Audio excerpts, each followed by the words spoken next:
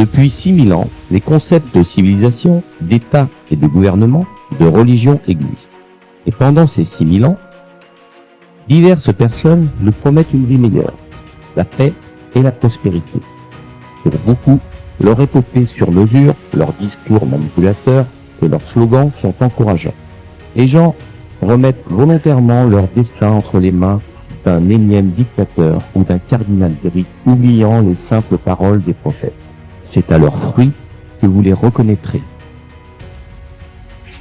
La première manipulation de l'opinion publique enregistrée se trouve à Sumer, lorsque Gilgamesh promet à son peuple l'abondance, une bonne récolte et une pluie de blé, naturellement en échange de l'obéissance.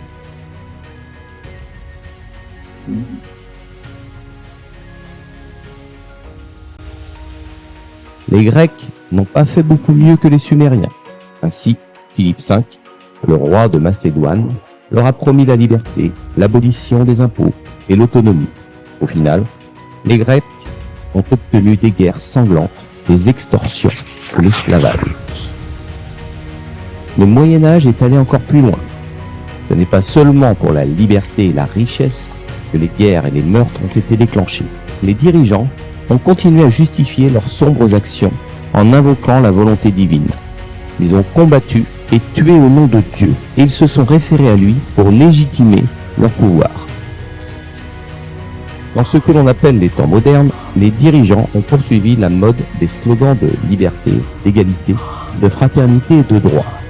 La même déclaration des droits de l'homme a proclamé une fois de plus que les hommes naissent et demeurent libres et égaux en droit, promettant la liberté, la propriété, la sécurité et la résistance à l'oppression.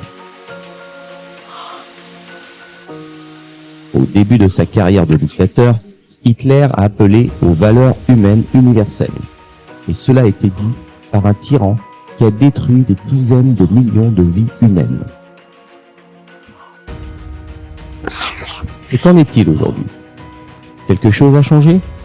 Nous continuons à nous faire avoir par les mêmes slogans. L'État est au service de l'homme, pour le bien de l'humanité.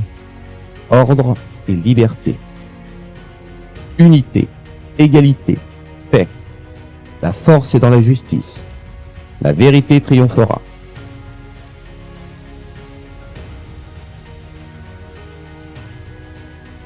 Les promesses des prêtres et des politiciens modernes sont toujours les mêmes que celles des Sumériens dans un passé lointain.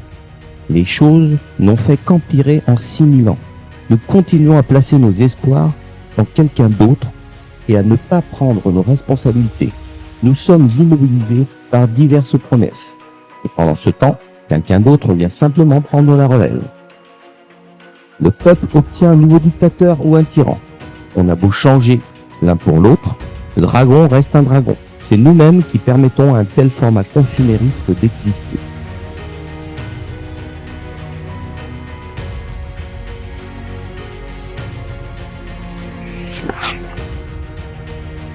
Ce n'est pas de cela que parlaient les prophètes. Ils parlaient de l'égalité et de l'amour véritable, d'une société créatrice, et non du pouvoir des uns sur les autres, et de la hiérarchie. Il n'y a pas de hiérarchie dans le monde spirituel. Il y a une famille unie. Sur terre, il devrait en être de même qu'au ciel.